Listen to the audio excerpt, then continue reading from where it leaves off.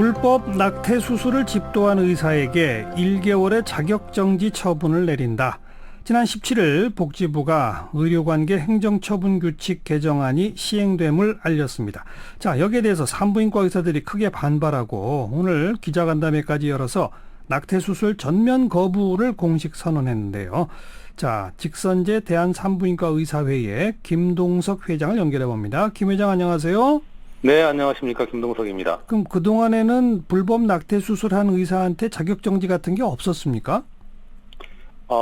재판 결과에 따라서 형이 확정된 경우에 복지부의 행정처분이 따랐습니다. 그래서 예. 자격정지를 한 경우가 있었습니다. 아, 그때는 재판까지 가서. 네네. 근데 이번에 그럼 복지부는 재판에 관계없이 그냥 자격정지 하겠다는 겁니까? 어떤 겁니까? 그러니까 이번에 8월 17일 발표하는 걸 보면 예.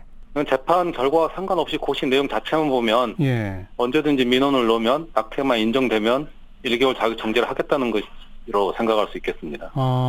그동안에는 이것이 현행법상 그 불법 임신중절인지 아닌지를 다투는 재판까지 간 후에야 자격정지가 내려졌는데 이제는 어느 병원이 그냥 그 불법 임신중절 했다라고 민원만 넣으면 바로바로 자격정지가 가능해진다 이 말씀인가요? 네, 만약 그렇지 않으면 고시 위반인데 예. 재판을 복지부에서 의뢰해가지고 고발해서 재판 결과를 보겠습니까? 그냥 고시에 있기 때문에 1개월 정지를 하는 것은 당연한 걸로 이렇게 처벌을 할 수 있을 것 같습니다. 보건복지부가 설명 자료를 낸 걸 보면은 기존에도 자격정지 1개월을 처했었다. 불법 임신중절에 대해서는. 따라서 이번에 처벌이 강화된 게 아니다. 이렇게 얘기하던데 지금 해석이 다르네요. 그게 과거에는 이게 사문화된 법처럼 대부분 그냥 재판을 하더라도 혐의가 없다고 나왔지만 최근에는 아하. 이게 혐의가 있다고 나오고 있거든요. 예. 선고유예. 예. 그러니까 선고유예라는 것은 죄가 있지만 묻지 않겠다는 건데 예. 그럼 실형으로 보는 겁니다. 그럼 복지부는 거기에 따라서 실형을 받았기 때문에 행정처분을 한 거죠. 예. 그래서 1개월 이내에 비도덕적 진료 행위를 한 경우에 그런 사유가 있다 그러면 1개월 이내로 해서 자격정지를 했지만 예. 이번에는 명백히 비도덕적 진료 행위로 고시를 만들었기 때문에 네. 만약에 누군가 민원을 넣었을 때 복지부는 그 고시에 의해서 1개월 정지를 시키는 것은 당연하다고 아마 생각할 것입니다. 네. 근데 이게 만약에 그렇지 않다면 누가 판결문을 받아와야 되지 않겠습니까? 알겠습니다. 네네. 결국 이 문제의 핵심은 지금 그 낙태죄에 대해서 헌법소원까지 제기되어 있는 상태 아니겠습니까? 또 네. 현행법상 합법적인 임신중절은 몇 가지 까다로운 경우로 제한돼 있죠. 일단은 본인이나 배우자가 대통령이 정하는 우생학적, 유전학적 정신장애나 신체 질환이 있는 경우, 네. 또는 전염성 질환이 있는 경우, 예. 그리고 강간, 중강간, 이런 여러 가지 법률상 혼인할 수 없는 혈족이나 인척 간의 임신, 예. 임신이 지속하는 경우에 보건의학적으로 모체의 건강을 심각하게 해야 할 수 있는 경우, 예. 예. 임신 24주 이내인 경우만 이렇게 할 수 있도록 규정이 되어 있습니다. 그리고 그 이외의 모든 임신중절 수술, 즉 낙태는 다 형법상 불법이죠. 네, 맞습니다. 그런데 현실은 이 경우가 아닌 낙태가 많죠. 현재 저희가 이 73년에 모자법이 만들어질 당시에 그 전에는 무조건 수술 안 된다고 돼 있었습니다, 형법에. 네. 그런데 산하 제한이나 여러 가지 사유가 있어서 이런 중절 수술을 가능하도록 한 거죠, 사실은. 그래서 네. 보건소나 이런 데서 인공임신 중절 수술을 하도록 자꾸 유도를 했었고요. 예. 산하 제한한 방법이었습니다. 예. 지금은 이제 그런 산하 제한의 시기가 아니기 때문에 아마 이런 게 혹시라도 연관되지 않았을까라는 추정은 해보는데 예. 사실은 좀 문제가 있다고 생각하는 거죠. 네, 네. 즉 산부인과 의사분들은 낙태죄를 형벌상, 그러니까 형법상 처벌할 수 있는 그 불법으로 규정하는 것, 이 자체에 반대하시는 겁니까? 어떤 겁니까?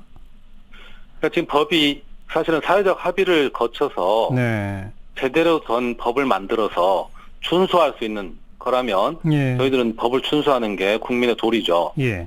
근데 과거부터 중절 수술은 사문화된 법으로 모든 대한민국의 국민들이 중절 수술을 할 수 있다라고 인식이 되어 있습니다. 예. 아까 말씀드린 대로 이미 국가에서 산하 제한 때문에 유도를 했었던 것이고요. 예. 그런데 지금 그 법은 똑같습니다. 근데 예. 이제는 그 법에 따라서 처벌하겠다는 것이기 때문에 어떤 의사가 1개월 면허 정지를 각오하고 수술을 할 수 있겠습니까? 네, 네. 그래서 전면 거부까지 지금 선언하신 건가요? 네, 맞습니다. 그러면 정부 측에 요구하는 사안은 뭡니까? 사회적 합의를 이루지 않고 이런 특히 모자보건법에서도 사실 현실하고 안 맞습니다. 73년도에 만들었던 법이기 때문에 예. 그러니까 이런 모자보험 자체에도 문제가 많습니다. 많은 법을 의사들이 수없이 수십 년간 이건 안 된다, 바꿔달라 이렇게 요구를 했지만 예. 그냥 그대로만 진행이 됐던 겁니다. 예. 그리고 갑자기 이번에 이렇게 했던 것이고요. 예. 그래서 저희가 주장하는 것은 국민들도 합의할 수 있도록 인정할 수 있는 그런 어떤 합의한 법을 만들어야 된다는 거죠. 새롭게. 저희가 낙태 합법화를 주장하는 건 절대로 아니기 때문에 예. 그 국민이 합의된 어떤 법을 만들면 예. 의사는 의학적이고 전문가적 신체 위험성을 자문하면서 수술할 수 있는 범위만 수술할 겁니다. 네. 근데 처벌 강화로 해서 낙태를 줄이겠다는 게 아니는 것은 잘못된 거죠. 네. 입법이 미비되어 있는 것을 합리적으로 법 개정하는 게 알겠습니다. 시급하고 사회적 합의를 이룰 때까지는 행정처분을 유예해야 합니다. 오늘 그 기자간담회 자리에서 OECD 30개 국가 중에 23개 나라가 사회적 경제적 적응 사유로 인공 임신 중절을 허용하고 있다라고 언급하셨는데 여기서 말하는 네. 사회적 경제적 적응 사유라는 게 뭡니까? 현재 우리나라에서 흔히 이제 수술을 하게 되는 게 피치모달 사정이거든요. 네.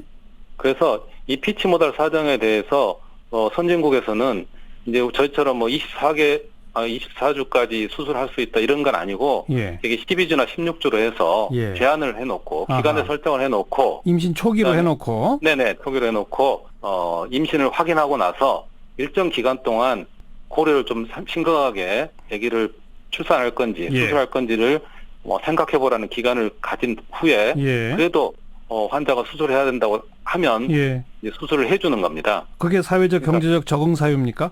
네네 본인들이 아. 도저히 아기를 낳을 수 없는 상황이다. 알겠습니다. 이런 경우는 그 얘기는 결과적으로 낙태 합법화 아닌가요? 그렇죠. 합법화로 얘기할 수 있습니다. 네. 근데 이런 해외 사례를 언급하셨다는 얘기는 아까 산부인과 의사들이 낙태 합법화를 주장하는 것은 아니라고 했지만 우리도 그걸 네네. 고려해 볼 때가 됐다는 말씀 아닌가요? 당연하죠. 이게 왜냐하면 모자공법 자체가 그 산모의 이상에 대해서는 수술할 수 있지만 네. 아까 말한 전염성 질환 이런 여러 가지 그 하나하나 내부적으로 보면 법적인 그 허점이 많습니다. 근데 모네아처럼 태아에 문제가 있는 경우는 수술을 못 합니다. 그래요?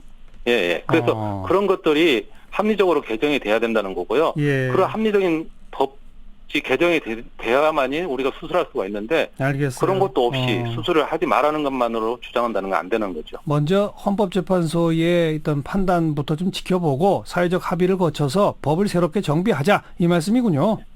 근데 이제 그 8월 달에 네. 판결이 나오기로 이렇게 언론에 나왔었는데 오늘 언론에 나온 것 보니까 다음 차기 헌법재판관들에게 결정을 미룬다고 되어 있습니다. 이러면 또 몇 년이 또 지나갈 수도 있겠죠. 예. 그럼 그 전에라도 사회적 합의를 거친 법 개정부터 해라 이 말씀. 네, 맞습니다. 여기까지 고맙습니다. 네, 감사합니다. 직선제 대한산부인과 의사회 김동석 회장이었습니다.